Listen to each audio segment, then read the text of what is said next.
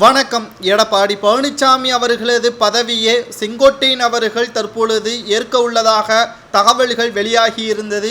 மேலும் திமுக அமைச்சர்கள் வரை இந்த சம்பவம் மிகப்பெரிய அளவில் பேசும் பொருளாக மாறியிருக்கிறது. இதற்கு அதிமுகவின் நிர்வாகிகளும் முன்னாள் அமைச்சர்களும் எடப்பாடி பழனிசாமியை வெறுக்க ஆரம்பித்து விட்டார்களா என்று அரசியல் விமர்சகர் மேலும் அதிமுகவின் செய்தி தொடர்பாளர் வெளியிட்டுள்ள அறிவிப்பு தான் தற்பொழுது இந்த வீடியோவில் முழுமையாக தெள்ள தெளிவாக நாம் பார்க்க போகிறோம்.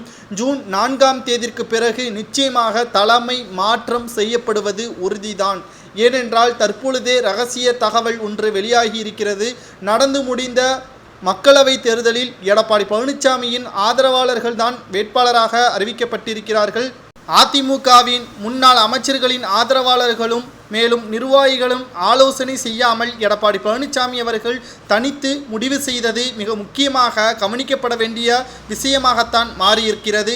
ஏனென்றால் அதிமுக தன் கட்டுப்பாட்டில் இருக்க வேண்டும் என்றால் புதிய தலைமுறையினர்கள் தன் பேச்சை கேட்க வேண்டும் என்பதற்காகத்தான் எடப்பாடி பழனிசாமி அவர்கள் தான் விருப்பப்பட்ட வேட்பாளர்களை அறிவித்தார்.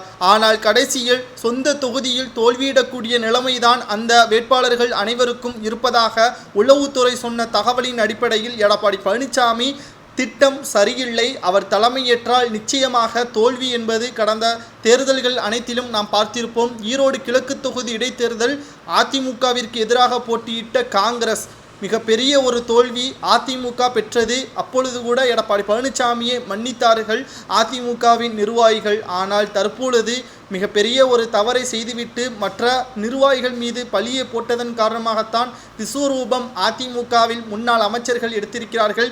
இனி எடப்பாடி பழனிசாமி பதவியில் அமர்ந்தால் நடக்கக்கூடிய மக்களவை தேர்தலை தொடர்ந்து சட்டமன்ற தேர்தல் 2026லும் அதிமுக மிகப்பெரிய ஒரு தோல்வியை தான் தழுவும்.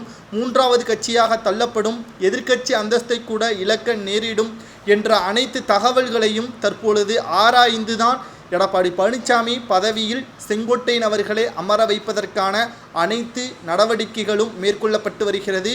மேலும் கட்சியிலிருந்து நீக்கப்பட்டவர்களையும் மீண்டும் கட்சியில் இணைப்பதற்கான முயற்சியும் நடந்து வருகிறது. குறிப்பாக பன்னீர்செல்வம் அவர்கள் கட்சியிலிருந்து நீக்கப்பட்டார். அவர் மீண்டும் அதிமுகவில் வந்தால் பொதுச்செயலாளர் பதவியில் தான் அமர்வாரா என்று பார்த்தால் அவருக்கும் கட்சிக்கும் எந்த ஒரு பிரச்சனையும் இல்லை. அவருக்கும் எடப்பாடிக்கும் தான் பிரச்சனை. ஆகையால் எடப்பாடி பழனிசாமி பதவி பறிக்கப்பட்டால் அவர் பொதுச்செயலாளர் பதவியை கேட்க மாட்டார். ஏனென்றால் ராமநாதபுரம் தொகுதியில் சுயேட்சையாக போட்டியிட்ட பன்னீர்செல்வம் அவர்கள் நிச்சயமாக வெற்றியடைந்து விட்டால், மத்தியில் பாஜக ஆட்சி அமைத்து விட்டால் அமைச்சர் பதவி கொடுப்பதாக உறுதியும் அளிக்கப்பட்டிருக்கிறது பாஜக. ஆகையால் அவரால் தற்பொழுது அதிமுகவில் பிரச்சனை இல்லை. எடப்பாடி பழனிசாமி பதவியில் செங்கோட்டையன் அமர்வது சரியா இருக்குமா என்பதை மட்டும் உங்களது கருத்து